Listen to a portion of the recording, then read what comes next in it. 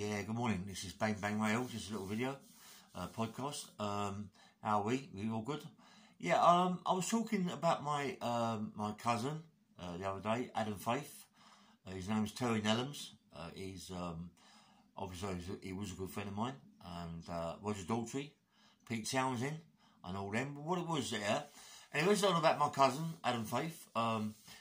When I was a kid, I used to go over the house to Adam Faith's house, Terry Nellums, and he used to be there with a tea chest and a broomstick and a cord, boing, boing, boing, boing, and and he was singing, and it was terrible. It was it was really bad, I mean, you're a young kid, hear that, it was terrible. But all of a sudden, he hit the front, become what do you want? You don't want money and all that game and budgie and all that fucking thing, and he done really, really well with himself, And then he was in a film called VICAR.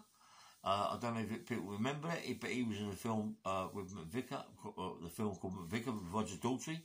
I met Roger Daltrey years and years ago. I used to live in a place called Mill Hill Road in Acton, and just down the road from my house, about 3 doors.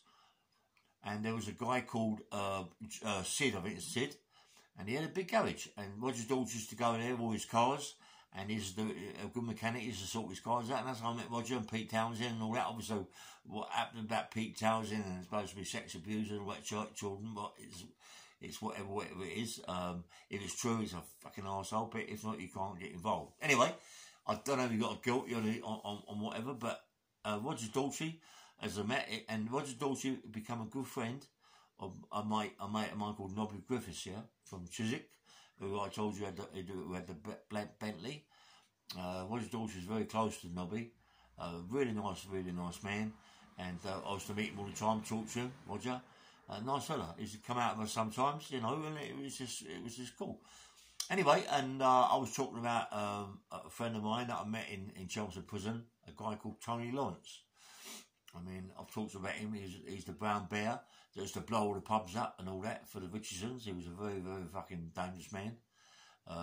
Him and Frankie Fraser always having logheads in prison. I got to know Tony really well, going to Tony's cell, have coffee, have tea. Tony'd always be getting cakes out of the kitchen and all that, and have cakes and bits and pieces. I was in the kitchen too, so I was looking after Tony for the coffee and the tea, and sit down, right nice geezer, give me this big weight that he made out of cogs from where he was working. We become really good mates, really good mates, and I used to help him, let him have his shower, stand outside the door, make sure Fraser couldn't come in, because they had loggerheads, him and Frank, but, I was just talking to Frank leave it out, and, because, and Frank used to leave it out, respect for me, respect, and then they go up the stairs and forget about it, you know what I mean? And Tony was like really, really nice. He had a woman called Reenie. She waited for him for about 17, 18 years, And she was, I think she waited, about 12 years, because I sent a big sentence, done about 12 years out of it. She waited for him all the time. Every visit she was there, always sent him letters. Didn't have phones in them days.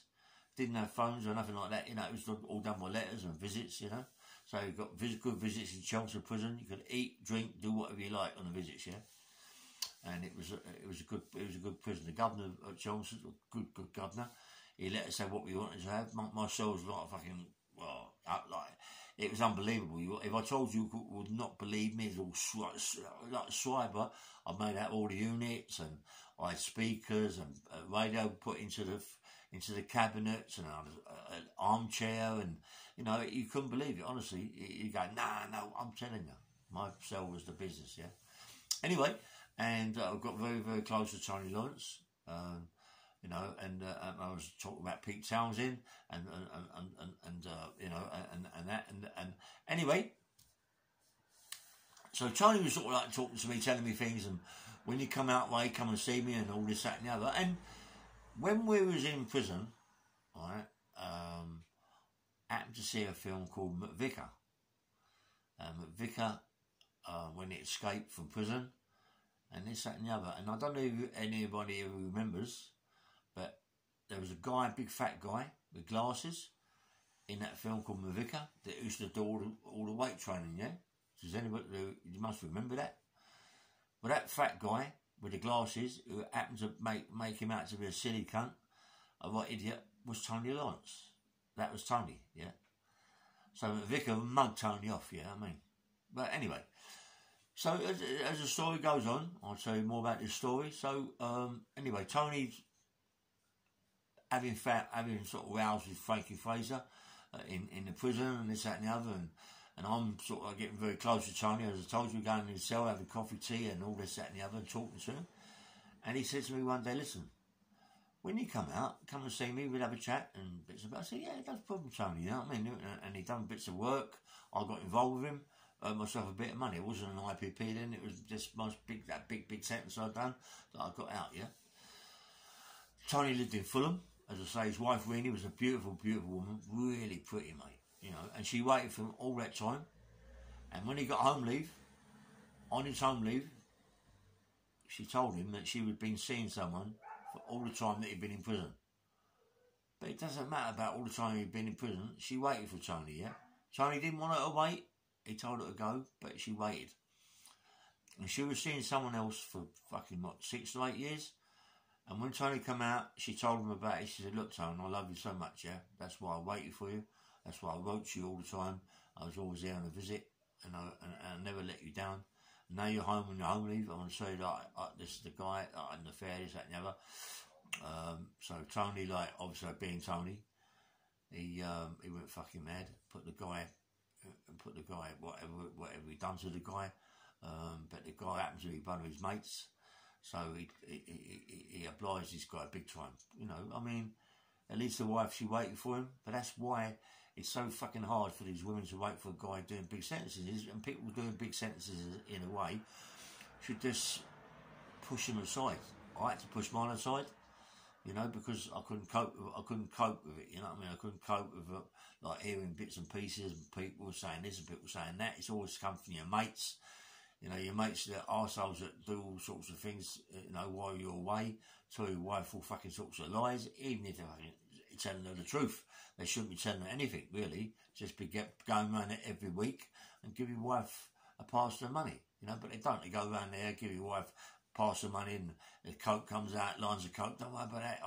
And before you know where you are, they're in their knickers, and, you know, and you don't get a visit, you don't get a letter, and it fucking drives you mad. Because don't forget, in them days, it wasn't fucking phones.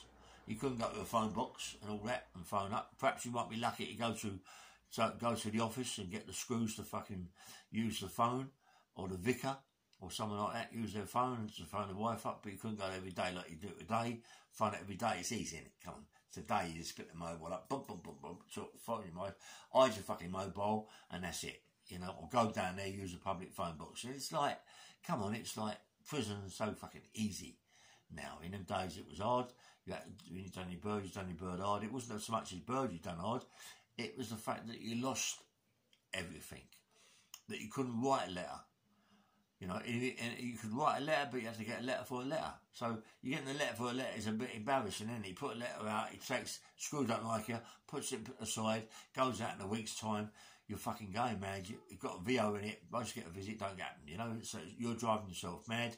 You want to fuck the wife up because you think she's fucking about. It's all about that. So it's best to go, fuck it. You know, rather than all that aggravation, just go, look, let's not have anything like this. Let's just call it a day. You move on. I'll move on. When I come out and do my bird, if we're still around, let's get back together again. You know what I mean? But we can't have a relationship like this. It's not a relationship. You know? So, anyway. And then, as I said, Tony, he went through Tony, his wife, she wouldn't have no fucking shit like that. She's our woman, gangster's woman. She was a gangster, really. And she wouldn't have none of that shit. She said, no, Tony, I'm not having it. I'm waiting for you. Yeah? And so she waited for Tony, but she was having an affair with someone. And Tony come out, and it happened that the person that was having an affair with her was Tony's mate. So anyway, Tony come back from home leave. I went and see Tony downstairs. He was a bit gutted. He was going fucking mad. There was a lot of things being said, other things being said about other things, about the vicar and all this, that and the other. So, and then Tony was telling me certain things and said, look, when you get out, you got to come and see me. So I did when I got out, you know what I mean? I got out in the end of 1978 when the fire was there, moved to come. It was the end of 78, beginning of 79, really, really early times, yeah? Or 79, late 78, early 79. So anyway, I got to see Tony. I come to see Tony, went round his place in Fulham, you know, and him and his wife really had a row, as they do, you know what I mean, about this, that and the other. It's all a big, it's more like about prison, but about the geezers fucking knocking off Tony's mate and all this, but she's there, still there for Tony. You know, had a son called, I forget his name, but the daughter was called Tony. She was like fucking hard as now as the daughter, you know. I think the son was called Stephen, I'm not quite sure now. But, you know, I mean, beautiful kids. Tony was fucking a very, very dangerous man. I can say it now, he's dead, he couldn't have it happen to him, but I remember going out sometimes with Tony, he'd pull out a fucking 38, 45, you know, and he was the only guy I know, dangerous guy, that used to drive around with an hand grenade in a fucking car, mate. He frightened the life out. He had someone involved with in the barracks in Battersea, you know, to get bar all this sort of stuff. I'm not joking, I'm fucking serious, you know, he's a dangerous fucking man. I had to pull away from him in the end.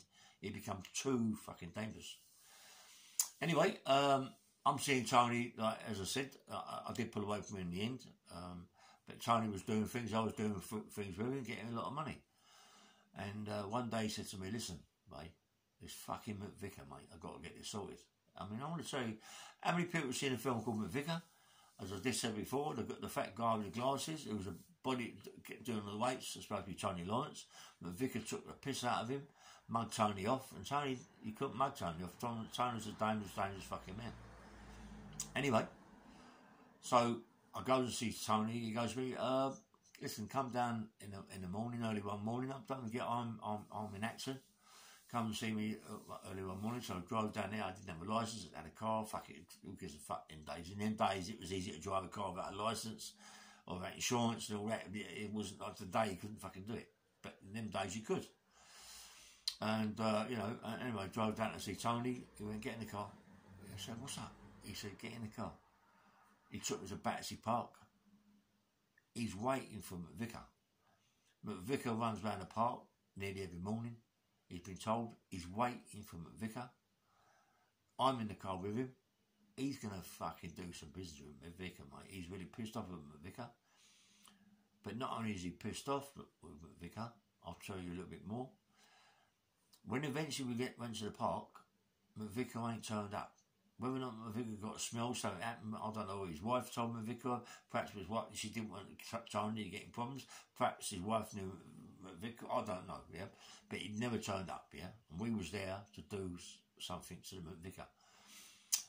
What it was, yeah, when McVicar was in prison, Tony Lawrence and all the others was in there, they was going to escape. McVicar fucked it up. McVicar went too early and fucked it up for everybody, yeah? So no one else could get out but McVicar. Everybody could have got out. A lot of people could have got out of there. Tony, everybody could have got out. But McVicar fucked it up. He went and fucked it and set the alarm and ruined it for everybody, you know what I mean? So obviously, so you can imagine them people got the fucking hump with McVicar. He's home now, he's with books, he's comfortable, he's doing what he's doing, yeah? But obviously, so Tony Lawrence was really, really pissed off. Really pissed off. Whether or not after I left Tony and started doing my own thing, whether or not Tony got hold of McVicar, or whether or not Vicar fucking phoned him up and shit himself and done whatever he done. Listen, let me tell you something, right? Tony Lawrence was a dangerous man.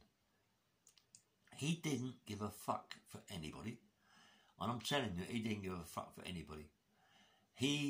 Anybody that drives around in the car with a fucking hand grenade and one of them in his car is a dangerous man. Because you never know when you're going to get a pull. As I say, in them days, it was a lot easier to drive around. Old bills wasn't so fucking heavy what they are today. They got all these fucking bits and pieces today, computers, this, that, and the other. They get behind you in 2 seconds, they know if you're insured, if you're taxed, and this, that, and the other, yeah. If the car's nicked or whatever they wanted or whatever, they know in seconds, yeah. But in them days, they didn't. In the 70s, they didn't know fuck all. Or the 80s, they didn't know nothing.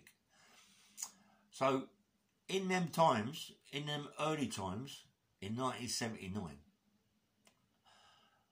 as I said, I went to Lewisham, and also Tony's name come out with Charlie Richardson. Charlie Richardson is a very, very respected man, a very dangerous man still. And as I said, I went round Charlie's house. Eddie, sorry. It was Eddie that I met first. I met him down the road, Eddie. Charlie, I met him in the house, but you know, when I went round, he had the two dogs, and he sat there. I was talking to Charlie, and I had to talk about Tony Lawrence, and he said to me that he was a very, very fucking dangerous man, mate. You know what I mean? And Fraser was very lucky that Tony, you know, and he said that fucking Tony would have killed Fraser, but I don't know. I mean, Fraser was a very, very dangerous man. He couldn't fight. Fraser couldn't hold his hands up, but he was a dangerous man. You know, people like that who just want to fucking blow your fucking head. But Tony Lawrence was the same, exact same, mate. You know, and to drive around with him, like I did, driving around with a 38 or 45 and an hand grenade in the car, I've got to say it, my arsehole went. You know what I mean? My arsehole went. I just finished a big sentence, and there I am driving around with him with an hand grenade and a fucking 35 or 45 in his car. It ain't good. It ain't good. Fuck me. I'd go and get... Well, Tony, he didn't care. He just finished a big one. I mean, the Sullivans... I mean, I'm putting up names and this, that and the other. The Sullivans shot him 6 times. Shot Tony Lawrence 6 times. I think they shot him 4 or 5 times in the head. He still had bullets in his head, holes in his fucking... all around it. Must have been a 2-2. A small caliber, bounces every fucking way, you know what I mean? Which is a hit gun, you know. So they tried to kill him, and then evidently Tony had a 303 shot. It was a big old thing. They shot. That's what. No, they shot Tony with a 303 through his chest, fucking through his chest, mate, through his chest, and come out the other side. And then they went over to him and boom in his head. And then all the old bill were called in because of whatever happens, you know. And before you know where you are, fucking Tony is pronounced dead. Oh, well, I think so, wouldn't you? With a fucking hole in his chest and fucking head fucking full of bullets, and his body had been bouncing about. They took him to the mortuary, or the morgue, what we call it, and they cut the bottom of his feet to bleed him. As they cut the bottom of his feet, he jumps out, like that, right? And the old bill steams into him with fucking battens. But the guy's powerful, strong as an ox, mate. He survived. They took him to the hospital. He survived. He was in hospital for fucking a year, 18 months, but he survived. And then they give him a big sentence on top of that. Imagine getting a big sentence on top of that. I don't know what happened with the son. What happened, I don't know. Perhaps that's why he got more. I don't really know. Yeah, but I didn't go into it with Tony about that. He did tell me certain things I don't want to say on this fucking podcast. I've already said enough anyway, you know. But as I say, Tony, I love Tony, mate. I love Tony. Tony looked after me. He was looked after me, and the funniest thing I ever see.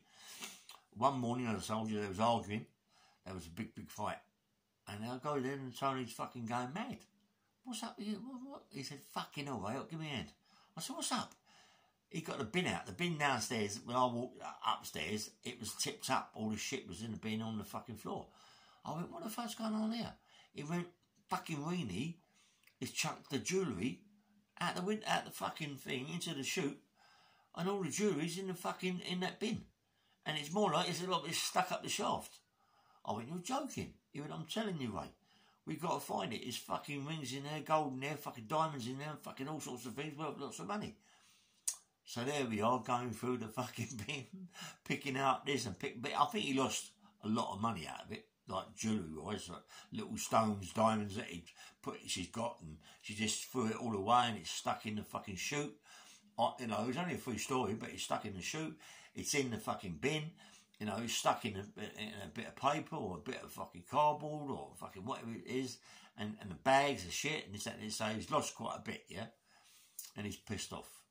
he's really pissed off, you know. And that is a day, that next day that we went down to see McVicar. I'm pleased in the way that McVicar didn't run that day, go for a run, you know, because I dare to say, I dare to say what might have happened, you know, and as I say, there's no cameras back in them days, no fuck all, so he'd have got it, McVicar, one way or the other, he'd have got it from Tony. Tony was like fucking gone crazy about McVicar doing a film, mugging him right off, making him look a right cunt, you know what I mean? I don't know, McVicar watches podcast, McVicar sees this, I'm only telling you what he told me, and I believe it to be true, you know. And I've had a little word with Roger Daltrey about this years ago when he was with Nobby Griffiths down Chiswick in Nobby's house. So Roger Daltrey doesn't know nothing about it. He's just told what he's got to do by the directors, that and the other, the publisher, or whatever he's got to do. The book of fucking bits and pieces. I've been understood that McVicar now is a publisher, writes books, a publisher, you know. I mean, I love my book done, you know what I mean, but I don't even do my book for me now after what I've just said, you know, but I'm only telling him what I was told by Tony, and I went to Battersea Park to go and see McVicar and have a talk to him, and it was going to be bad. It was going to be really, really bad for McVicar. You know, you can imagine how would you feel? All that bird he'd done, he lost his wife, he lost everything. Everything in the end of the day, he lost, yeah. Tony then moved to Brighton. I was told that he either died of cancer. I was told he got his head blown off by fucking someone. I was told all this. I mean, I remember going down Tony's one day, right, and his son, I think it was called Stephen, that had a bit of trouble with some people, and Tony got to hear about it, and Tony went round and fucking let him have it, yeah? Let him have it, and I might be repercussions of that, I don't know, but Tony evidently had killed someone, I don't know, you know what I mean? It's all hearsay or whatever, but hearsay is sometimes not hearsay, it's real say, you know what I mean? It's real say, fuck me. That's a good one, hearsay, real say. Anyway, so, it was like, you know, I'm just talking to you about my cousin, Adam Faith, Terry Nellums, was involved in the film. I've talked to him about it too. You know, later on, because he died, this, that, and the other. Before he died, I talked to him. I've talked to Roger Daltrey, Pete Townsend. I didn't have a lot to do with Pete Townsend, but more like Roger. There was another guy called Aubrey Honor. I don't know if anybody knows Aubrey Honor, from Southampton. Fucking geezer was minted out there in a big fish company. He was Roger Daltrey's pal, really strong pal, you know, and a nice geezer. Plenty of money. Him and Roger Daltrey was always buying big cars and all this, that and the other. And, you know, Roger Daltrey was a bit of a playboy, you know. And anyway, so, you know, I mean, he could write my book all day long, Roger Daltrey. Not Roger Daltrey, Pete Townsend. No, not Pete, sorry, McVicar, fucking hell. I couldn't get all carried away. It is in the morning, you know what I'm like in the morning. I've had a few pills and bits and pieces, so you go, all over the gap, you know what I mean? It is what it is. So, anyway, I want to do a bigger one later on about the story. I understand that Mickey Theo done a video with that Piggy Pog, or Poggy Pig, or what his fucking name is, about bits and pieces, and he doesn't want to fight Matty. He won't fight Matty. He said if Matt goes down to his car place, Matty's apologised 3 or 4 times. He brought the apology that I done. Maybe I should never apologise to Mickey Theo about whatever happened. You know, Mickey Theo's name was put up to me. I'm only a man. We all do fucking things we shouldn't do. I shouldn't have grassed him up on podcasts. I'm out of order. But I think Mickey Theo is a wanker. Myself, I think he's a wanker. I don't think he can hold his fucking hands up. I've seen him on the pads. I've seen him sparring. To me, he's a wanker. You know, I've been told, someone told me that well, no, I'm not going to go on about it because it's all finished now. It's a finished article. But someone told me when he worked in a club with Lenny, he was a bit lively. He knocked about 50 people out. But I said, yeah, it's all fucking women. All he knocked out was women, no men. You know what I mean? He couldn't knock out any men, mate. Maybe women. Because he made a mistake that all people with jeans are men, but they're fucking women. He's knocking women out, mate. Well done, Mickey Theo. Good on you, mate. Well done. I'll bet you're proud of that.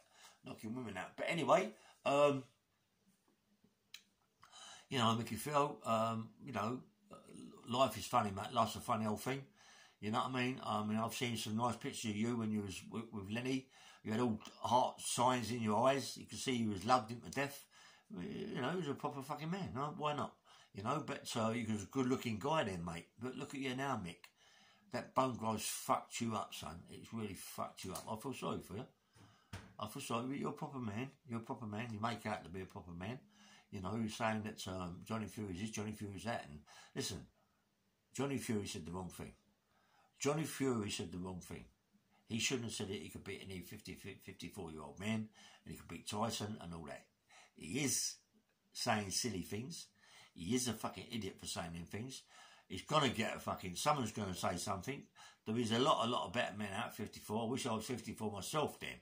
You know, now, you know what I mean? I mean, fucking hell. You know, I'd have knocked on his fucking front door, mate. I ain't like you, Mickey Theo. Just goes fucking put posters up and goes back home and starts shouting with Porky Pig and Piggy Pork. You know, Piggy Pork in a minute is going to find out that I ain't a cunt. I did fight proper people, and I did fight people that beat Lenny, and I drew with these people. So you know, it all comes out at the end of the day. My name's not a fucking idiot. I'm not an idiot.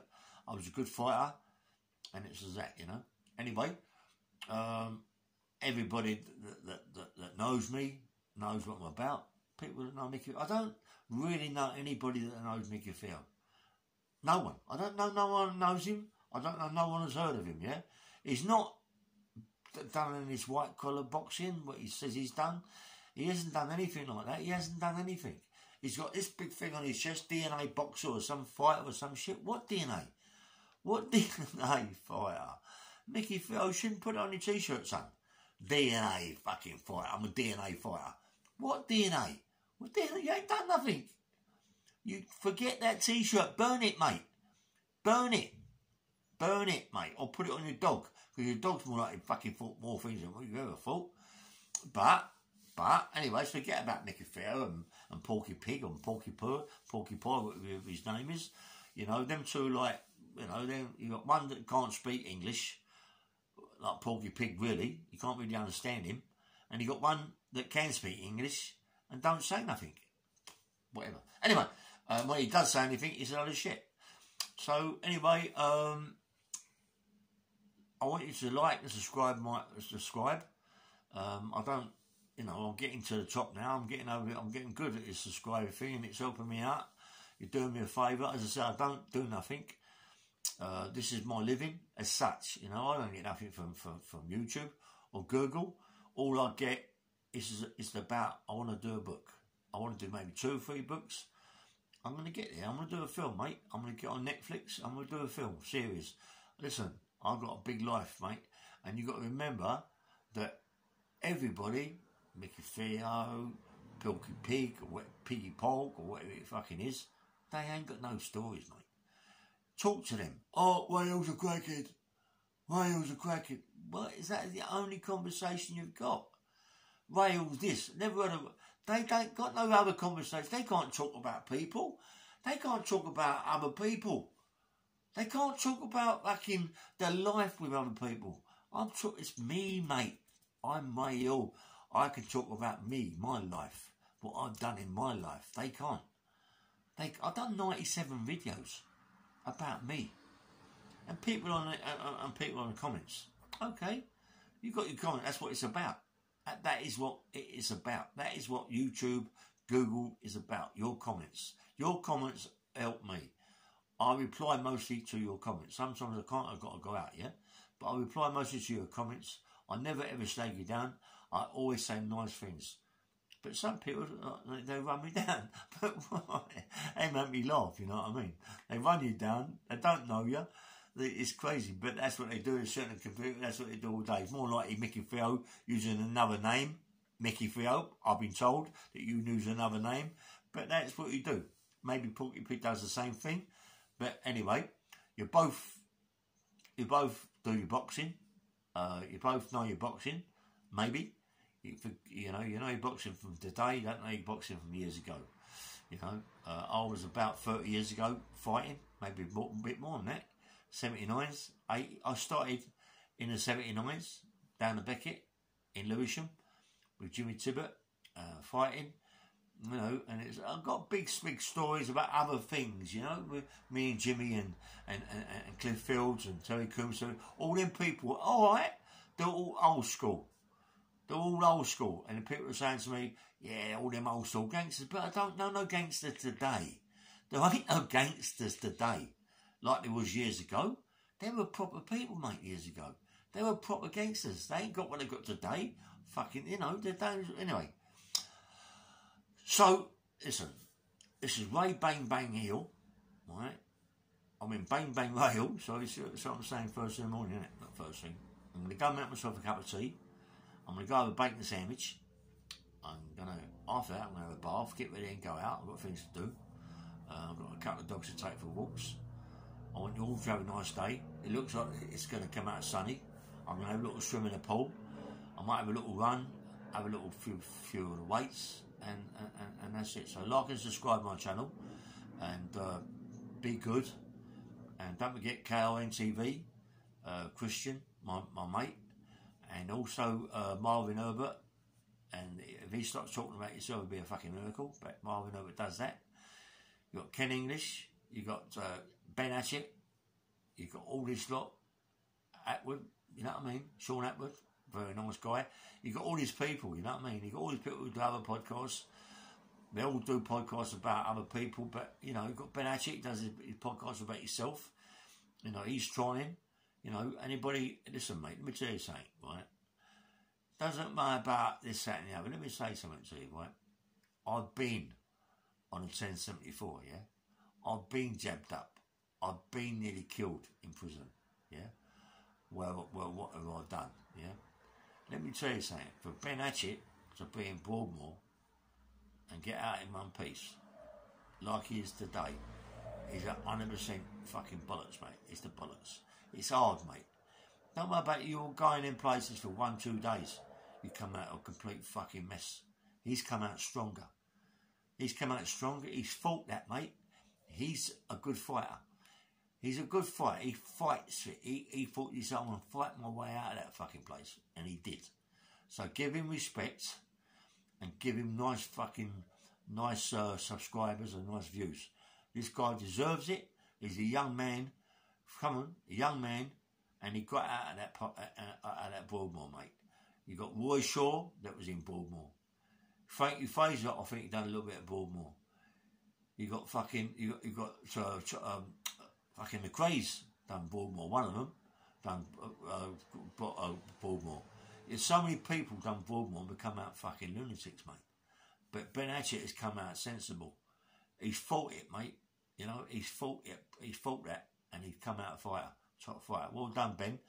Proud of you, mate. Come out like that, out of fucking places like that, but they're going to bash you up, pill you up, jab you up 24/7. You're a very powerful man to do that, fight it and get out. You still got it together. You got good looks about you, mate. You put your podcast nice. You talk nice. You know what I mean? I love your gold teeth. Don't have no more, mate. Don't have more gold teeth, don't. You look okay as it is. Don't give it all that no more, right? You look all right, mate, Ben. All the best, mate. And to my mate Fish. I love Fish, yeah. And to Matty Howard. Keep training, son. Keep training, Matty. You never know, mate. You never know. Anyway, and to my mate Alec Jones. Alec, good boy. Take care. And God bless. And my mate Fish down at Tasket, yeah. And my mate Martin. You know what I mean? Look after yourselves. I love you all. And also my mate Craig. Take care. Have a nice day. And look after yourself. Bye-bye.